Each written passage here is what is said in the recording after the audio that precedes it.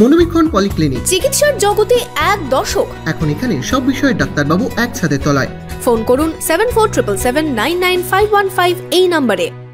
যুবতীকে নৃশংসভাবে খুনের ঘটনায় অভিযুক্তের শাস্তির দাবিতে মিছিল শক্তিপুরে। 1 বছর আগে বড়োয়ায় নৃশংসভাবে খুন হন শক্তিপুরের এক যুবতী। এই ঘটনায় পরের দিনই অভিযুক্তকে গ্রেপ্তার করে পুলিশ। অভিযুক্তদের দৃষ্টান্তমূলক শাস্তির দাবিতে এবার সোচ্চার যুবতীর পরিবার পরিজনেরা। বিশেষজ্ঞ চিকিৎসকদের সম্মিলিত প্রয়াস। চরক ও Jibak square diagnostic and research centre speciality ও মাল্টি স্পেশালিটি পরিষেবা নিয়ে এবার আপনাদের শহরে। উন্নত ল্যাবরেটরি, সিটি স্ক্যান, ইমেজিং পরীক্ষা সহ বিভিন্ন পরীক্ষা করা হয়। যোগাযোগ 7477799627 7477799663। আমাদের যে স্বপ্ন, যাকে ছেড়ে যেতে হলো, খুন হতে হলো, সেই খুনের দৃষ্টান্তমূলক শাস্তি চাই, ফাঁসি চাই, ফাঁসি চাই। যুবতী খুনে অভিযুক্তের দৃষ্টান্তমূলক শাস্তির দাবিতে শক্তিপুরে মিছিল করল যুবতীর পরিবার পরিজনেরা।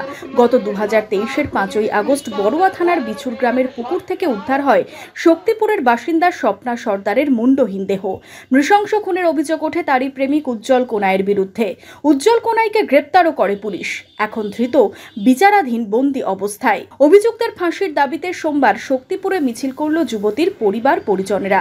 এদিন যুবতীর ছবি হাতে অভিযুক্তের দৃষ্টান্তমূলক শাস্তির দাবিতে শক্তিপুর হাসপাতাল মোড় এলাকায় মিছিল করা হয়। এই ঘটনাটা ঘটেছে আপনার 1 বছর আগে 2023 সালে 5ই আগস্ট। আজকের দিনেই ঘটনাটা ঘটেছিল। 1 বছর ধরে বিচার পর্ব চলছে। আমরা চাইছি যিনি খুনি তার ফাঁসি হোক। সরকারের কাছে অনুরোধ এবং প্রশাসনের কাছে অনুরোধ যাতে দ্রুত ফাঁসি ব্যবস্থা করা হোক।